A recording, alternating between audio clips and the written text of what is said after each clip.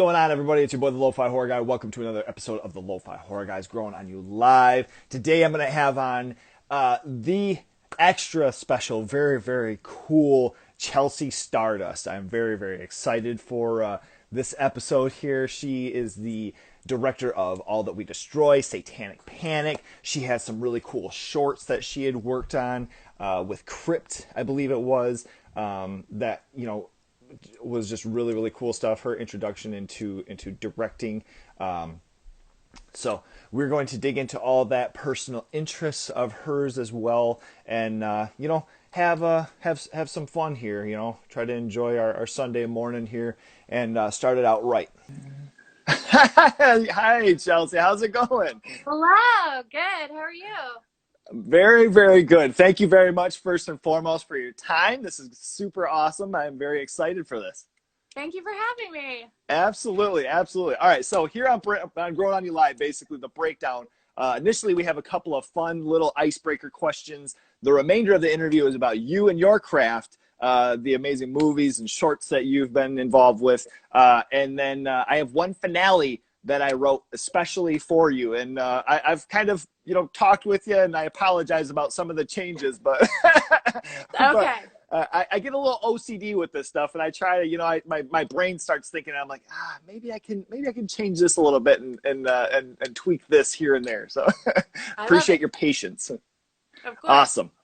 All right. So first and foremost, like I said, thank you for your time. This is very awesome. Let me ask you, you know, my wife and I do some travel. And so if we were coming through, and I'm going to give you the option, either Ohio or LA, where you're currently in LA, right? Mm-hmm. Yeah. Okay. So if we were traveling through either of those and we asked for a local restaurant that is a favorite to you, where would we have to stop by, and what would be, you know, what would we have to try there? Oh man, that's a great question. God. So, I mean, in Ohio, I'll say, because LA, there's so many amazing restaurants here, so it's really hard to say like, oh, this one. I mean, there's the ones I love. Like, so if I was like forced to pick one in Los Angeles, there's a place called Bill's Burgers, and it's in Van Nuys. Hands down, like the best cheeseburger on the planet. So, Nice. I mean, I'm a big carnivore, so that's like anytime someone comes to town, I was like, we got to go to Bill's. It's like cash only. It's this little tiny shack. Bill's been working there for like 60, 70 years or something crazy like that. So, Damn. yeah, it's been open for a long time. But, and Ohio, I mean, there's a great, so I'm from like outside of Cleveland in a very rural part of Ohio, like middle of nowhere. But when we would go into Cleveland for art openings and things like that with my parents, there was a restaurant called Min An. That's a Vietnamese restaurant. That, you know, anytime we went into the city, it's like, okay, let's make a stop. Let's try to go around lunch or dinner so we can stop by. And it was always a treat to like eat out. Because like my dad is a like home chef, so we were always had every meal cooked for me because I'm spoiled. But anytime you went out, it was like, or like a TV dinner was like a big deal because that's just something I like never had. Oh, So okay. anytime you go to a restaurant, it was like a fun little treat. But those are the ones I would say, like off the top of my head. Okay, awesome. That is great. Yeah, we you know, I mean, before all this pandemic and everything that happened, you know, we do a little traveling here and there and go around, and it's really fun with having, you know, different guests on here from, you know, different states, different countries, you know, and, you know, when we travel through places, I like to ask that just to kind of get a little, you know, a little local treat from somebody that's around, you know, those places as opposed to looking on Google, you know, or something. Right. No, that's a great question. I love that. So let me ask you, in your youth, you had made some Super 8 movies with friends, and I heard, you know, different things in you know, in different interviews that you'd had. If you could remake any one today with the knowledge and experience that you have, what would we get from a remake of one of your Super 8 movies?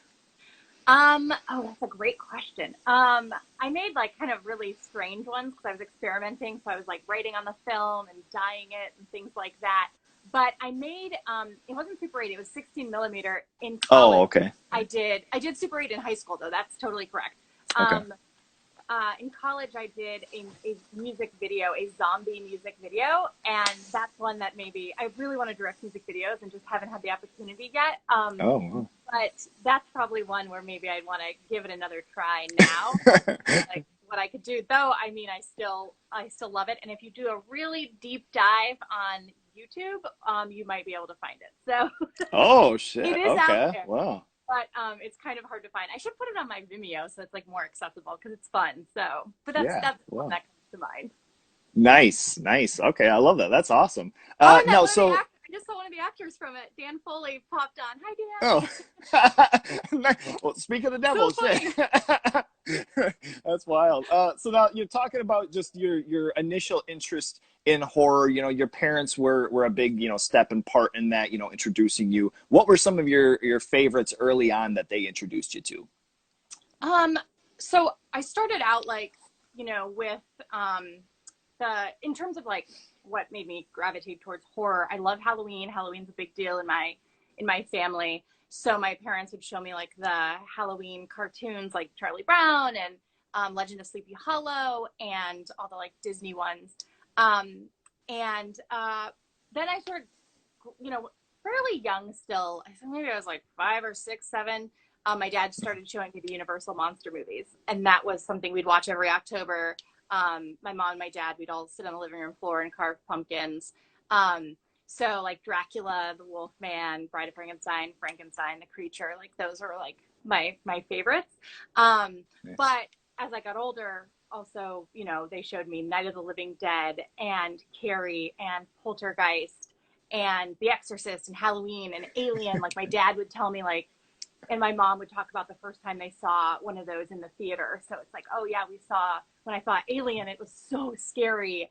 And my mom was talking about like seeing The Exorcist, and she couldn't like take a shower by herself. She had her roommate sit in the bathroom with her, like stuff like that. So hearing those stories was really cool. Like to be like the first time seeing that, Yeah. not knowing anything about it, is a pretty cool experience. So those are sort of the touchstones as I was growing up that I watched. And then of course, more and more as I was in high school and things like that. But those are the big ones. Yeah, sure. Okay. And nowadays I feel like, especially of all times, it just feels like it's an amazing time to be a horror fan with all of the different alternative artwork that you have and the really cool bands that that are doing scores and just really bringing it back to like collectibles and such. What is something that you love today horror wise, that maybe wasn't even relevant in some of the other glory days of horror, even with poster work or discrete action figures, what is something recently that you're loving about just horror in general? Yeah, I mean the alt posters art is definitely something. Like the art that we see for movies is incredible. But also I love that even though vinyl, has existed for a long time, now it's like people are appreciating it even more. There's like Hmm. collectors specifically for soundtracks. I myself am one of them. So, and there's soundtracks that never existed on vinyl before that are finally getting that chance. So I love that. Also now you can interact with creatives, obviously, like what we're doing now, so much Right. easier with social media, and fans too, because this genre thrives very much on fandom. So so much more accessible. And I would say horror film festivals as well, like specific genre festivals, are so much bigger now. Almost every state has a festival specifically for horror. So I Hmm. think, I mean, horror is getting a lot more respect now. I think, I mean, it was, and then it kind of dipped, and now that respect is sort of back again. Right. But sort of all of those things, I think. Okay. And as far as your vinyl collection, what are a couple that you have in your own collection that are favorites? Oh my gosh, there's so many. Well, I think like most recently, like, when I'm doing work, I love the Summer of '84 Oh my soundtrack God. is so great. And it's actually, I think that movie and that score is like very underrated. So Hmm. that's what I put on a lot when I'm working. And of course I have like almost every John Carpenter score. So those are just like really good to put on when I'm working on stuff. But those are the ones that, immediately come to mind. And of course, like Poltergeist and Rosemary's Baby, and I have kind of the big touchstone ones. But then there's also, when I want something weird, there's like Tourist Trap I can put on. So Oh my God. it's a pretty big collection. So Sweet. Very cool. Very cool. Okay. And, I guess touching on some more of your personal interests, as far as like looking on your Instagram page, you have different things, a lot of times with directors or writers, they're just asked about just, their movies and specific things. But, touching into some of your personal interests, you had posted a list of books that you'd read in 2020. And I wanted to ask if any of those books that you could create into a film adaptation, which one would you want? yeah, well, I have a book club here in LA. We're called the Losers Book Club, and it's a group of filmmakers, writers, directors, etc. And we read Stephen King every other month, and then in the months in between, we read other horror books. So, but it's all horror. Oh, I okay. would say, like, just thinking back to like everything we've read, Heart Shaped Box is one that the Joe Hill. Oh, yeah. That's one that I know is like percolating around Hollywood. Like I did read a script adaptation of it, but that's one that I would like kill to direct. Right away, Okay. I have to sign my name in to be able to direct that. But that book just it actually like scared the shit out of me. Like I don't get scared with movies as much anymore. But books really, certain horror books really scare me, where I can't read them at night a lot of the times now. Or I'll just dream. I'll just have really fucked up dreams. So that's one that comes to mind. And then one from last year that I actually reread, was Joyland. And Joyland is another one I would just love to direct. And that's probably my favorite Stephen King book, which I know is a big thing to say. That But is that would probably be the other one that like comes to mind right now.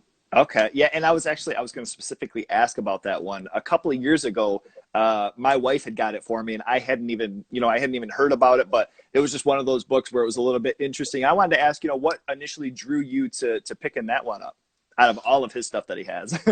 Yeah, actually a friend recommended it to me because the whole reason I started this book club was I had only ever read Carrie.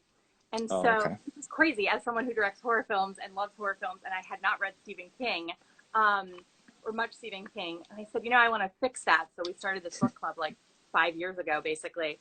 And a friend recommended it. They're like, oh, there's one that might not be on your radar. It's a newer book. And I'm actually a really big fan of King's newer work too. But I just absolutely fell in love with it. I don't know what, I didn't know anything. I didn't know anything about it going into it, but I loved how nostalgic it was and romantic, and it has this sort of like Nancy Drew-esque mystery to it. Yeah. Yeah. I just found it to be so beautiful, and I that's the book that also got my mom into Stephen King. So now she's reading Stephen King. Oh, So, wow. but I just thought it was such a beautiful, sweet story, and it felt very personal too for Mhm. him. So. But I love it, and again, is something I would just love to adapt to the screen. That would Um, be great. Yeah, that would be so. And not just saying this because you said it's one of your favorites, but literally that is one of my favorite books too. Like I have a Facebook thing that I go through, and there's like a Stephen King fan club, different thing, and different people ask about I'm new to this, and so many people recommend that book, and it's because it is so good. It's just one of those things that some of his stuff it takes me a little while to pick up and kind of keep on with, but Joyland is so good. I love it. And a film adaptation would be amazing. yeah, yeah, I Nice. agree.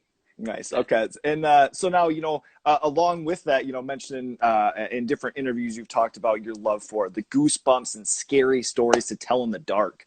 What book or short stories come to mind, that genuinely scared you when you were a young horror fan?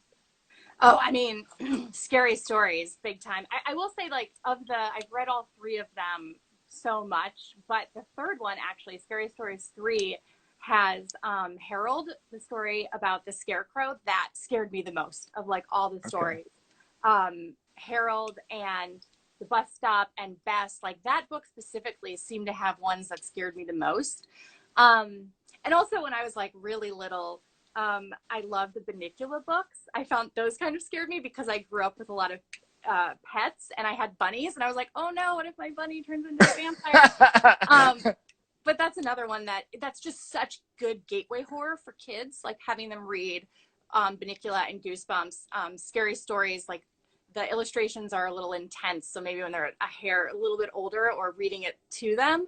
But I think literature is such good gateway horror, because that's what it was for me too. So Sure. that's what I'd say. Yeah. Okay. And I mean, in the scary stories, in particular, one that always popped out was, and I'm the name of it is slipping now, but the story where the person's behind them and they're flashing their highlights in their car, and they get home and there's a person in the back. Oh my God. When I first read that, I almost shit myself. Oh my God. So like, good. Yeah. Terrifying. And it was so cool because it was just such a short story. It was just kind of something that's in and out, but it was so effective. I loved that one. Now with Goosebumps, what are some, with some of the iconic cover art that they had, what was some of the Goosebumps books that were your favorite, just drawing from the cover art? Oh my gosh, there are so many. I mean, I remember just going to the library and like looking at one after another, and then my mom would buy them for me too. But The Haunted Mask, of course, Night of the Living Dummy, Werewolf at Fever Swamp, Welcome to Horrorland, again, because I have this, maybe that's one of the reasons I love Joyland, is because I loved Welcome to Horrorland. Yeah, okay. And also, oddly enough, Bad Hair Day, again, because it's looking funny. So that's like a weirder one, I guess. But oh my God, the art is so great for those books. It's really underrated too, I think. Like, it's very creative and very smart. Okay. Now you keep mentioning the rabbits and the bunnies. What is your take on the Night of the Lepus? Did you ever watch that one? Oh, you know what? That's so funny. I haven't seen it because I'm nervous too, because I was like, I don't know. But it's actually, funny enough, it's on my Netflix, like it's like I still get the hard copy DVDs. I still pay the extra money for Netflix to send me DVDs. And that's one of the ones on there. Yeah, they do. Damn, weird. Okay, wow. Yeah, it's more cheesy than it would be something that, terrifies you, but that movie is really, really good. And you've mentioned the bunny rabbits, and I'm like, man, I wonder if she's seen this one. That's a really silly movie. I mean, it'd be fun for just like a Saturday night throwing on with friends, and real goofy. Love it. Yeah. So now your art collection, you have just a really big love for fine art, and have a big collection in your house yourself. Who would be somebody that you would, for your next film, even, let's say, who would be somebody that you would want to have do the poster art or the cover art for the movie? Who's someone that you're a fan of? Oh my goodness, there are so many. Well, when we were talking about vinyl earlier, I love Sarah Deck's work, that she did the cover of the Revenge vinyl and of the Gretel and Hansel vinyl. So I really like her work. But in terms of like other fine artists, I mean, there's so many. There's like Tara McPherson, Sam Wolfe Connolly, Alex Pardee. I'm a big fan of. And of course, like the dude designs, he has a very specific aesthetic that I dig for, a certain kind of movie. Drew Struzan, of course, would be a dream. Austin Pardon. There's a ton. There's so many. And of course, like Shannon Keller, who did the art that we destroy. Also her daughter, Annabelle Deem, is amazing. So I don't know, there's so many. It's like, okay, can I get alternate posters made? Can I get like, there's I have a lot of movies to make, so I can get a lot of these people to make posters for me. Perfect. How did Shannon Keller get involved with All That We Destroy? So Shannon Keller is my fiance's sister. So. Oh, wow. Convenient. Yeah. Very talented family, yeah. So. Okay. But the script was written specifically with her art in mind, to be in the film. So, we were working with her while the script was being written to prepare for making all the art for it as well. So, but yeah. Oh, wow. In the family. Oh, yeah. And that's certainly one thing that popped out with that movie. I mean, amongst other things that we'll talk here in a little bit about, but the artwork in that, that was like the first thing my wife and I were watching that. And I'm just like, who drew this stuff? Like, this is amazing, you know. And it was just kind of, it's really a unique aesthetic as far as just the overall look of it too. And yeah, I automatically found her online and followed and all Yeah, that. good, Huge fan, huge fan. good. Now, you know, touching on art as well, for the longest time, you know, we didn't have trailers, we didn't have, you know, different things to kind of make a judgment on. We had cover art and we had poster art. Can you give us an example of, you know, going in the video store and, you know, maybe a good movie that had bad artwork?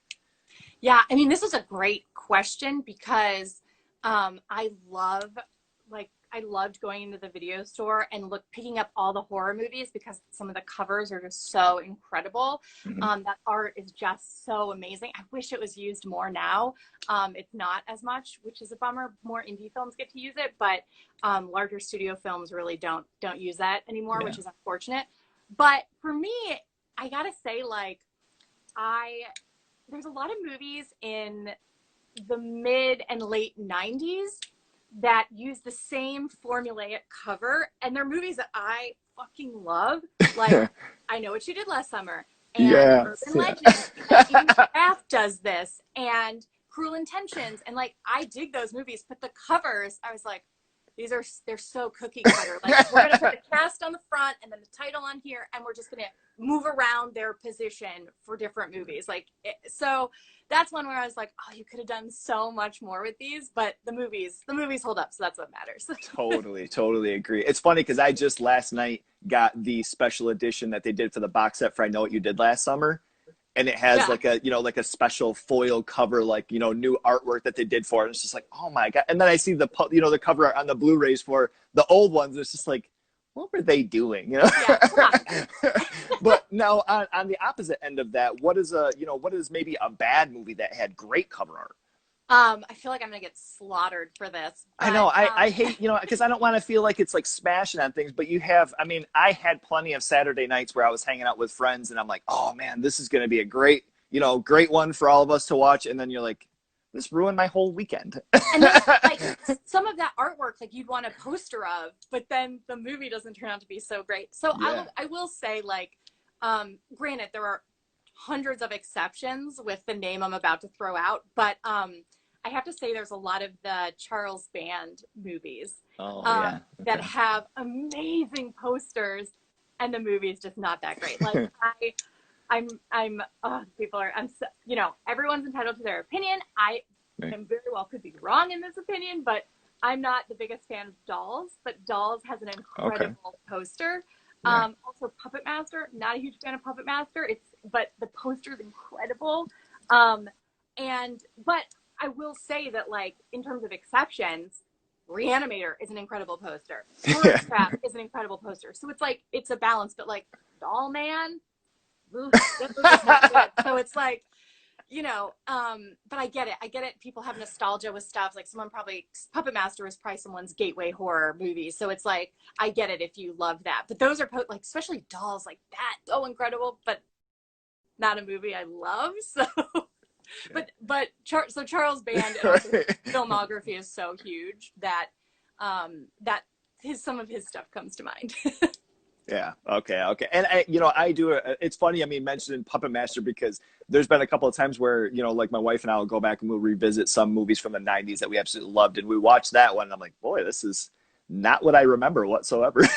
So yeah. I can agree. And, you know, I mean, if, you know, people have their likes and dislikes, and I mean, that's the beautiful thing, especially I think for like the horror community that's on here, is that, you know, you can be vocal about that stuff and people aren't going to shit on you for the most part. You know, and if they do, whatever. It's my collection. I don't have to have the shit in my, you know, in my stack of movies if I don't want it. Yeah.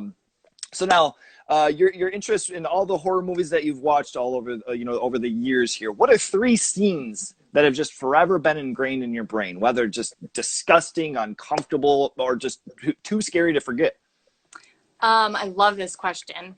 Night of the Living Dead. I have to say, the George Romero Night of the Living Dead, the ending was such a, and I saw that movie when I was pretty young. I was like 10 or 11. And I was so devastated.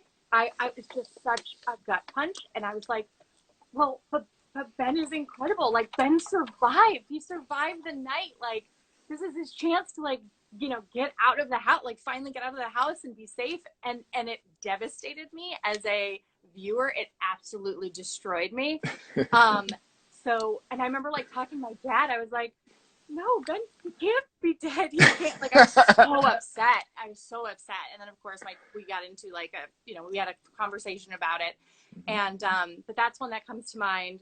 Oh, this is actually a movie I saw fairly recently that I'm in love with, is Brain Damage. And Oh, yeah.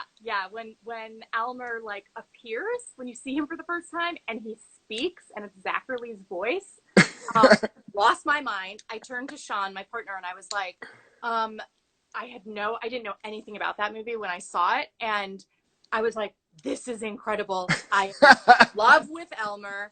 I just like lost my mind. Like I couldn't handle it. So that's another one. Of course, like Carrie at prom. I was bullied in high school and middle school, so that was like such a great moment of revenge for me. It was very cathartic for me, that scene. Okay. I'm giving more than 3, but That's fine. and the other one's probably The Strangers. When Man with a Mask like steps behind Kristen in the kitchen. I remember that movie just really, home invasion stuff scares me a lot. So that moment, of someone just being in your house and being fearless and not hiding themselves was like pretty scary for me. That's 4, but those are the ones that come to mind. Yeah, I love it. Okay. Like a common theme I've noticed as far as like through your shorts and through, your 2 features that you have, women empowerment, which is, a really, powerful pushing, message as far as, even for young women nowadays to be able to watch something and, have something to look on to be like, you know what, I can kick some ass. I don't have to, fall short for any of this other shit or have a guy, do something for me or finish off the end villain. Tell us as far as like, what are some females in film, over the years that have inspired you in your work? Oh my goodness. There are so many. So the ones that kind of shaped me as a filmmaker would be, Catherine Bigelow is one of my idols. I think just she's so incredible, and the movies she makes are incredible. Mary Harron, Mary Lambert, Deborah Hill, Karin Kusama, and then also to talk about sort of newer filmmakers that are also friends of mine that inspire me every day, that I'm honored to call friends and I get to bounce ideas off of. But Axel Carolyn and Bria Grant and Natasha Kermani and Gigi Salguero, are all such incredible filmmakers. So I'm also a big fan of Misha Green too. So there's a lot. So there's a lot of that lot of women that fuel my fire. Sure. Yeah, I mean, and there's lots of really cool stuff that, especially nowadays that you look into 12-hour shift. I was really bummed out because I think it was this last week it came out on physical, and I went to buy it and they didn't have it at the shop. So I'm like, oh, this kind of sucks, So, that's one of those things though. It's really, really cool where you're seeing a lot more, is it the Soska sisters, the Saska sisters? Are just blowing it out of the water. I mean, lots of really, really cool, females. It's always, I feel like it's been a little while where, in acting and actresses, you have a lot of powerful, scream queens and such, but especially taking on the role of directing and being in that seat. I think it's really, really cool to see, a bigger push and, relevant movies that are, holding with people and people are loving. So very, very cool.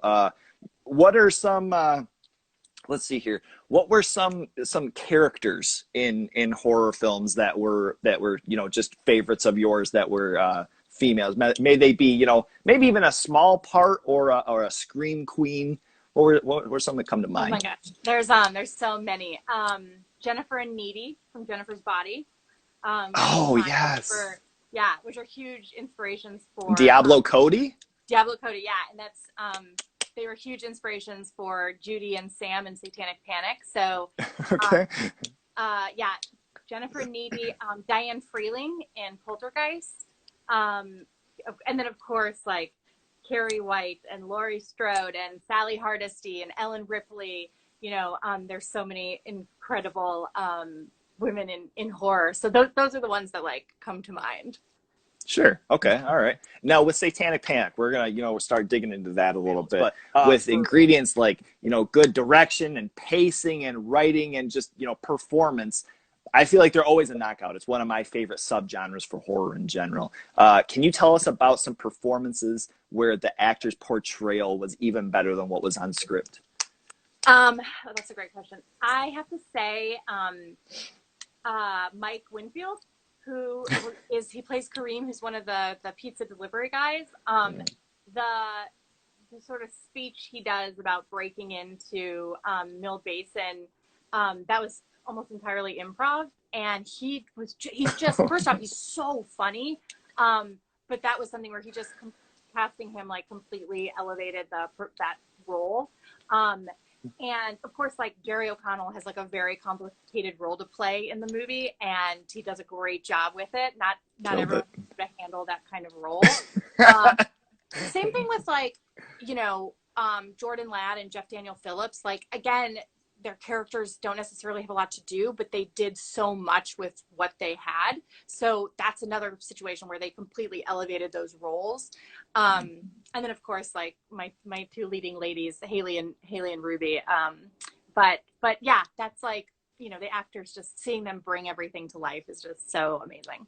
Absolutely. And they killed it too. That's a huge thing where, like I was mentioning, I mean, as far as like sometimes you can have the absolute best script, but, bringing in characters and bringing in actors that can portray that and, throw their little touches to it always makes it that much better. It really shows through for sure. Tell us, how did, now Wolfman of Mars scored the movie, right? Yeah. Okay. How did they get involved in the project? And, what was it initially that you had heard from them that, got them involved? Yeah. So I had, I discovered them because of Brad Elmore's movie, Boogeyman Pop. And Oh, yeah. I kind of had heard that they were scoring that. I was like, oh, what a great name. And I, looked them up, and then of course started listening to, The Witch, The Goat, and the Malevolent Spirit, Light in the Corner of Your Eye, Wolfman and Mars versus Mangled Dead, et cetera, et cetera. So I was like, I was just a fan, and I thought, I wonder if they would score my movie. And so I think I was like, I was following them on Instagram, and I just like reached out. I was like, listen, you don't know me, but I just did this horror comedy. I love your music. Could we, I don't know if I can afford you, but can we talk about potentially, because we had no money. That movie was done on such a shoestring that I just didn't know what we'd be able to get in terms of composers. But they were so kind. I talked to Luke Liberty, like, we corresponded back and forth, and just could not have asked for better collaborators in terms of putting this score together, and just nailed my notes every time I gave them. They're just like, so I can't say enough great things about them, and working with them, and I can't wait to work with them again. But they were just so awesome, and their music's so great. So if you're not familiar with Men of Mars, check them out. They're great. Absolutely. I absolutely love that. Now, with the practical effects, that was a huge standout, part of the movie here, Satanic Panic. Can you tell us about, some of your favorite gags for the movie, in particular designing the soul souffle? How did that come about? Like, gross ass thing. Yeah. I mean, you can completely blame Grady Hendrix for all that crazy stuff that he came up with in his brain. Yeah, the soul souffle is just this, like, I just wanted it to be really gross and disgusting and otherworldly, obviously, which it is, and a little bit pornographic, I guess I'll say. A little bit, really gross. But some of my favorite, like, I loved doing the Haxan cloak. Because we were dealing with like reverse photography, and so I was rewatching The Evil Dead and sort of studying that. I was like, okay, let's figure out how to do this, because we didn't have much money for visual effects, so we had to do everything practically, basically. And Haley had so much fun doing it and was such a good sport. And it's like, okay, I need you to shove all this sheet in your mouth, and we're gonna slowly pull it out, like.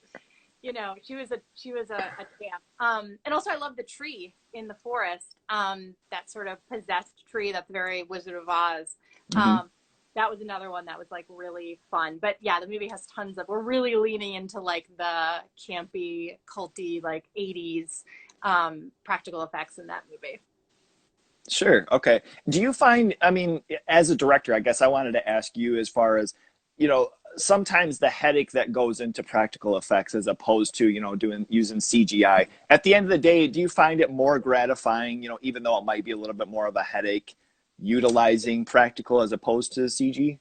Yeah, I think I'm sort of the mindset like I love if you can blend the two, if you can do practical effects and VFX, like the Evil Dead remake did this very well, where so much of that is practical, but they do sort of a seamless enhancement with the VFX. And I if I have the money to, I want to do both. So Yeah. Wilson and Mars just joined. Hi guys. But I think if you have the money and can do both, but honestly, practical is really great for your actors too, because to give them something real and tangible to work with, I know they appreciate, even if it's something that's super gross. But Right. even if yeah, but I'm a fan of practical effects, but you do have to keep in mind sometimes they don't work.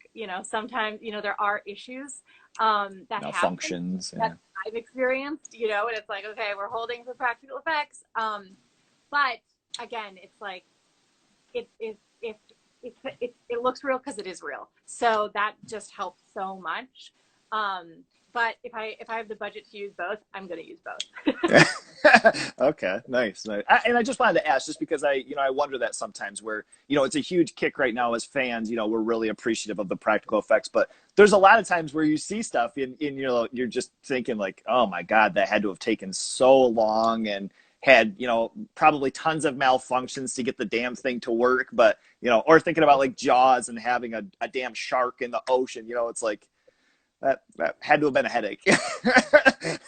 Yeah. And you don't always have the luxury of, okay, we're just going to add a shooting day or Right. whatever. It's like, okay, well, you're going to have to figure something else out then. So, Yeah. but yeah, totally. Okay. Yeah. Yeah. So digging into All That We Destroy, which, it was a different take on following a mother's desperation for her son. Very much in a different portrayal that I've never seen before. I know people kind of have, compared it to little other things, but I felt like it was certainly in its own realm of like, what the fuck? Very, very Yes. odd, different movie there. Can you tell us about, the shooting from the emerging clone scenes? I don't know The if it's a goo. black substance, the goo. Yeah. Tell us how, what went into that? Yeah, so that's a great question. I actually love talking about that specific element of the movie. Um, so, yeah, the goo, I think that was the second day of shooting that we did that. And we had to do the goo at the end of the day because it would just take too long to clean up the actors. So we're like, we're going to, shoot that all at the end. Um, so we're going to just block shoot it. And so the goo itself is made of cornstarch, water, and food grade charcoal, because that's what gives it that's what it's black. So we needed something that could give it that color, but also we needed something that was like sort of antimicrobial, because we can't drain the tank between actors, because so Aurora and Israel, Ashley and Spencer, are both in the goo, but we couldn't like drain it all. And for like sanitary purposes, we Right. had to find something that would work. So my makeup special effects team came up with this, and they're like, you know what, this would work. And of course, the more cornstarch you put in it, the thicker it gets, et cetera, et cetera. So we had to fill the tank up at the beginning of the day with the goo, because you see it in the background and stuff. So we're like, we need it to be there. And then when it came time for the end of the day to shoot the scenes with Aurora and with Israel, the goo had thickened because it had been sitting. So it Oh had gotten God. really thick. And all of a sudden we're like, you could barely push your hand in it. So we had to, basically add more water, scoop out some of the goo. We had to thin it out a little bit. So we finally got that without compromising the, how translucent it was, how opaque it was. So we had to make sure it still had that. So the crazy thing is, it was sort of like, God, it's hard to describe. I guess if you ever played with gack when you were a kid, Hmm. how that sort of feels. So there's like a suction to it. So basically, we had to physically push the act. They couldn't push themselves down into the goo. So we had to physically push them into it, like submerge them in it. But keep in mind, they had to hold their breath. They couldn't hear anything. So we had to bang on the side of the tank when we were rolling. And one of the actors was claustrophobic. So they very much had to go to a different place while they're sitting in the goo. And of course it was cold because we couldn't use hot water. There was no hot water at the studio, but they were like, they were prepared for that. They're like, it's the same as if we were shooting in a river or something. So we had to push them down and hear this like suction sound and then bang on the side. And then they had to like and they had to brace themselves against the side to be able to push themselves up. It was a whole thing, but it was really fun. And they had a really great time with it, but they were ready to get out of the tank. Like I did as a few shots as I could. I did the bare minimum. I made sure we had enough, and I'm like, okay, get out of that tank. It was fun. It was a good way to end the day. Oh my Lord. Did they have nose plugs in? Nope, because we'd Oh, see it. oh my God. Yeah. Because I was watching and like, you can see it kind of, like spurting out from their mouth when they're coming up. And I'm like trying to look and see like if they had, oh man, that would Well, that's suck. why we couldn't have it. It couldn't be something that had chemicals in it. We'd had to be as organic as possible because it was going to be in eyes Oh and mouth and shit. nose and ears. Yeah. So Oh quite the my cleanup process. God. Yeah, boy, I can imagine. Yeah, that's certainly disgusting. Oh my God. All right, now let me ask you just out of some fun with this whole concept of the movie. If you figured out how to clone a human, what one person in the horror world would you bring back to life, from the dead? May it be an actress, a writer, a actor, director. Who would you bring back? I love this question. And I would say Deborah Hill, Oh um, yeah. because I don't think her work is done. I think there was so much more she could have done. And I think that got cut short. And I think she should still be making movies. Mhm. And, she was a trailblazer. She was, producer and a writer. And, um, she was one of the first female producers I even knew of. Right. As a filmmaker, so as a student and film watcher and filmmaker, and I think she's made some really incredible movies, and I think that just got cut short. And I would have loved to have seen what else she produced, and I would have loved to have had the opportunity to work with her. So she's the person that comes to mind for me. Beautiful. That's such an awesome answer. And absolutely, I mean, that would be a very worthy, utilization of such technology. I think so. Love it. All right. So this next bit, I gave it a title here with Stardust, shorts, and personal favorites. So basically, what I wanted to do in this was I wanted to highlight some of your shorts, some of your really cool stuff that you worked with. It was Crypt TV, right? Yeah, a lot of them are with Crypt. Yeah. Okay, all right, okay. Yeah, because I said it earlier in the introduction, and I was like, is that right? Yeah, okay. I wanted to make sure before I was saying the wrong shit. But where I highlight, some of your shorts that you had done, and then those are available on your Vimeo, correct? Currently? Yeah. I would recommend anybody who's a fan already, obviously, of your work to go and check those out on her Vimeo as well. And then on top of that, I was going to ask of a personal favorite, in kind of the same realm, not necessarily the same world, but, kind of the same subgenre. So first off, I wanted to touch on Where Are You? Tell us a little bit about that one there, and then, maybe a personal favorite cult horror movie. Yeah, so Where Are You is actually one of my favorite shorts that I've done, which I did independently of Crypt TV. And it was the first short I had done in a really long time because I was an assistant for many, many years. And I was getting ready to leave Blumhouse to pursue directing full time. And I was like, I need to shoot something that isn't from college. I need to shoot something new to show people that I'm a competent director. So um, I was talking to my friend Sean Stewart, who's an incredible writer. He actually wrote Christmas Eve, which was a radio play I did. That was proof of concept for a feature. He's a beautiful writer, and I was like, listen, I want to do a short film. Do you have anything in your short story arsenal that I could use?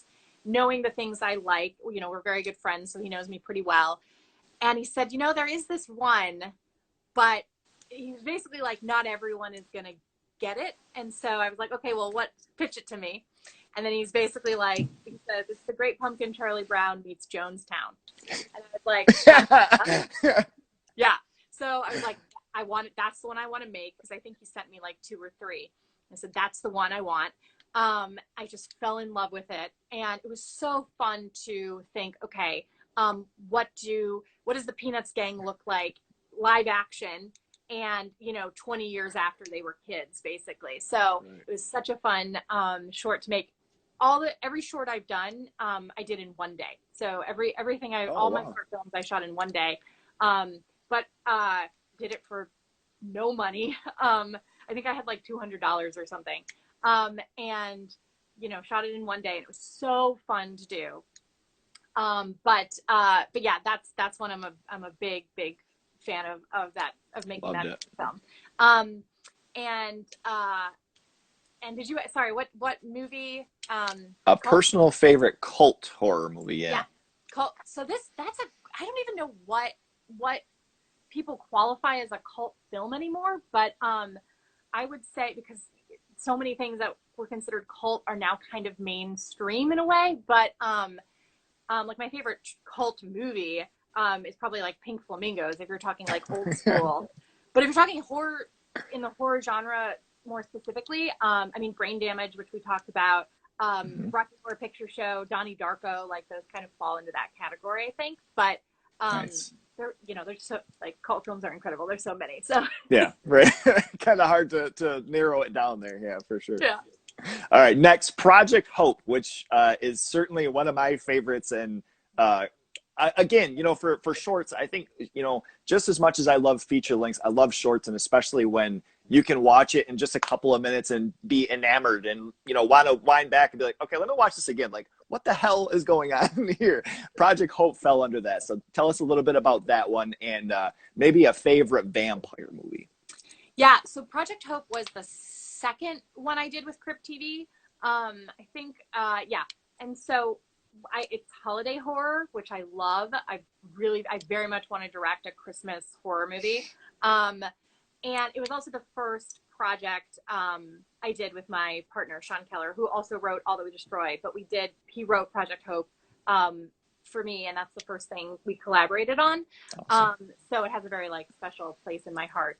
And it was really fun to film, and working, you know, those sort of the creature effects that we had were really fun. And my cast is all like friends, you know, making movies with friends is the best. So, but my favorite vampire movie would be Near Dark.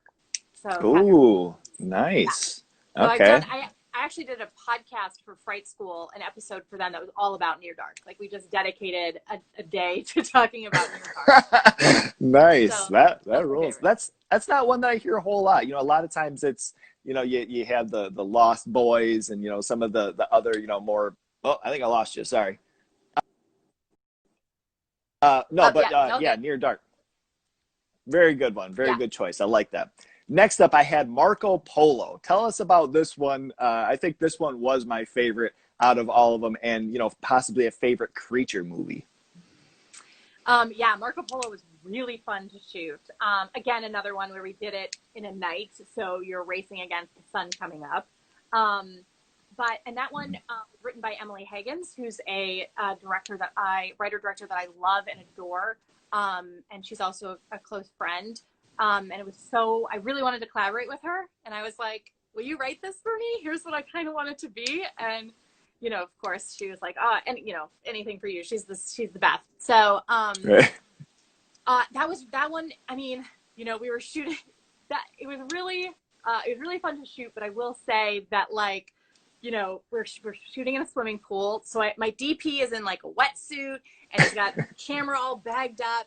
And the creature is actually played by Sean's son, Folsom, was kind enough to play that role, which isn't easy because you're in like full makeup, you're in a full suit, and air would get in the suit, so to like dive under the water, he kept sort of floating up, which is funny. But but that one was like very, very fun. And now the other funny thing was when we shot at the house, I was like, listen, if the pool could be heated and there was a hot tub, so I'm like, if we could have these things, you know, heated for the actors and my DP, etc., and me, if I have to get in the pool, like, you know, I want to make sure. So, you know, they're like, yes, we're taking care of it. So we get there on the day of shooting, and they're like, oh, the heater is broken. And I Oh was no. like, no, like, granted, we were shooting in May, and it had been like 90 degrees, and then the one night we're shooting, I think at night it had been like 85, 70. It was like one of those like fluke hot days in LA. And then of course the day we're shooting, it's like 60 degrees. And I was like, what is this happening? But luckily the hot tub was warm enough so the actors would be in the main pool, and then they'd like hop in the hot tub when we weren't shooting. Right. But I owe the actors forever for dealing with like a lukewarm pool for me. But the short turned out so well, and I love it so much. So good. And, you know, again, working with friends is the best, and pretty much everyone on the cast and crew were friends, so that was awesome. I love it. I love it. And do you have a personal favorite creature movie?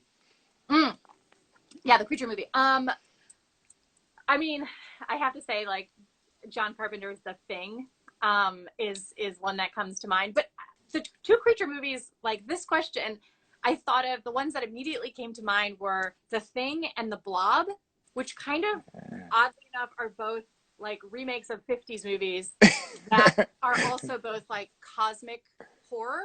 And I mean, I love both Blob and both Thing movies, but I was like, oh, I guess those are more like space creature features. But, and of course, Creature from the Black Lagoon, so I can't not mention that one. Yes, of course. All right, awesome. I love those picks. And then last but not least is Slay Per View. I knew I was going to slip up trying to say that. I was trying to practice it because I kept stuttering over my damn. So tell us about that one, and then your favorite horror home invasion. Yeah, so Slay Per View was the last short I did with Crypt before I did my feature. And they had a script, and they're like, we'd love for you to direct this. And it was interesting because it was social media horror, basically. And I was like, oh, this is cool. And also the commentary on like big game hunters and things like that. So I was like, this is fun. And I got to work, you know, Sean was an actor in it. So I got to, you know, do all sorts of fun things to him, and all the practical effects we had in that are really fun. And he was such a good sport. And that one was just like another sort of fun shoot. All the shorts have been really fun to make. And also because I have a producer I work with, but Crypt was very like hands off. They're like, we trust you, have at it. Which was really nice to be given that freedom. And I think it sort of shows in the work that it's very much like my vision. And then, you know, home invasion movies, I mentioned before, but I got to say that The Strangers is a big one because, that's the subgenre that scares me the most, is because it feels real. So, and I'm like, oh yeah, this could happen. Like everything else that doesn't really silly much, but I still can't watch that movie by myself, and it's still one that affects me, and still sticks with me. So that's probably the one that I think of. Beautiful. More recently, have you seen Hush? Oh yeah, Hush was great. Man, that was a really, really good one too. That was like the first thing that kind of popped up since The Strangers, where I was like, oh man, this is very effective and very creepy as shit. Yeah. Love it. Okay. So that, yeah, I really wanted to touch on, obviously, you know, your features are really good, but I wanted to touch on the shorts as well, because those are all really, really cool things and something for everybody to check out if they're a fan of your other work there. So I appreciate the backstories there and all the fun with that. That was really, really cool. This is wrapping up our interview. I do have one finale, but this is your opportunity. If you want to tell everybody what you have going on right now, you know, maybe some up and comings, you know, that don't get yourself in trouble or anything and say things you're not supposed to, but this is your time. Yeah. So, man, obviously like, 2020 was sort of a year of pause in a way. It was like things are going, and then everything was sort of put on hold. But, I am sort of on track to make my third movie, this like June. ideally, if things with COVID sort of, if vaccine becomes, if people get vaccinated and things like that. So, but it's I can't say too much about it, because we're still like signing deals and things like that. But basically, what I can say is that it is a dark comedy, like very dark comedy, with horror elements. And I would say it's like the Bad Seed meets like Serial Mom, or Oh my something God. along. Bad Seed meets Crybaby, I guess, is even a better one. But it's Ooh. not a musical, but it is. They're you'll when you see the movie, you'll be like, oh, I know what she was talking about. But Nice. I'm shortlisting that right now. We're casting right now. I'm working with producers that I absolutely love. So, and then of course there's like a slew of other things. You always have many things going at once. So, because you never know which one's going to go first. So, working on a bunch of things. But I'm very excited. This next one, I'm so excited about. And to hopefully have more money than I've had before to work on something. So that's exciting too. Man, yeah, that's sweet. Oh, I can't wait for that. That's gonna be awesome. That was something just a couple of years ago I watched Cry Baby. My wife has been hounding me since I've known her to watch that movie and did not regret it. I So love that's John that. Waters. Yeah, absolutely. Awesome. Well, that sounds so cool. I cannot wait for that. So now for our finale, this is something a little silly, something I was kind of digging in, and you had mentioned something in an interview, and I had no idea what the hell you were even talking about. So I had to look into it, and I wanted to have a little fun with it. So in past interviews, you had mentioned champagne problems. I'd never heard this before. I didn't know what this was. It made me feel like an old man, in fact. So I'm like, is that a thing? What is going on here? And I did a little research, and apparently it's very much a thing. So I felt like a dumbass for a minute there. But if you could make any horror movie that comes to mind right now based on a champagne problem and just have some fun with it, what horror movie would you make? Even maybe poking a little fun at just something that comes to mind. What Oh, movie would you make out of a champagne problem? oh, that's so funny. Oh my gosh, there's like so many. There was just something the other day. I can't remember what it was that I was thinking about it. I was like, oh my God, this is so inconsequential. Um, oh, I feel like maybe something like having to deal with like in high school, you feel like everything's sort of like the end of the world, like how dramatic high school, and it's like in the realm of the world, like this little thing. Oh my God, like my date ditched me at prom, which happened to me. So I was like, in the Oh realm of no. the world, that's like you got to go to prom. It's technically like this is a champagne problem. Like okay, or having like two people ask you to the prom, and be like, oh my God, who do I pick? Like something like that. And something set in like high school, or I'm going to ask both these bullies to the prom and murder them, like maybe something like. Oh my God. That'd be so, or I mean, you were mentioning the whole thing of like, it being the end of the world, a girl going and getting, stood up and it actually being the end of the world. The That end of would the be a world. Yeah, fucking wild movie. Love yeah, it. I love totally. it. Well, thank you for picking your brain on that one and introducing me to a new term that made me feel a little old. I had no idea what the hell was going on. Chelsea, this has been absolutely amazing. Thank you so much for your time. I really appreciate it, and I look forward to your future endeavors. Thank you very much. Of course. Thank you so much for having me, and thanks to everyone for watching. Yep, this will be on YouTube this Friday. I'll put it on. I'll put a link on my page and everything like that, and we'll have it edited and up there for anybody that didn't catch it live. So just so you know too. Yay, perfect. Thank All right, you. thank you so much. The Lo-Fi Horror Guy, the wonderful Chelsea Stardust. Check her stuff out if you haven't already, and become a fan for sure. All Thank you. Bye, right, guys. take care. Bye bye. He's a lo-fi horror guy. Yeah, he's kind of a guy, but he is so lo-fi a horror guy. Yeah.